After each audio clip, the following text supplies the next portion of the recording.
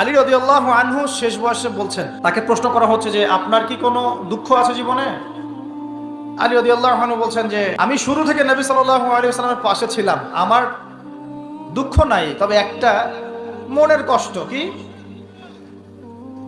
আমি যে জ্ঞানগুলো শিখেছি নবীর কাছ থেকে সাল্লাল্লাহু আলাইহি ওয়াসাল্লাম, সেই জ্ঞান বিতরণ করার জন্য কোনো পাত্র খুঁজে পেলাম না।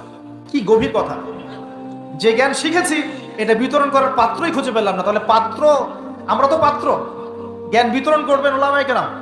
পাত্র আমরা যদি পরিষ্কার না হয় জ্ঞান কিভাবে পাবেন? সম্ভব? সম্ভব না।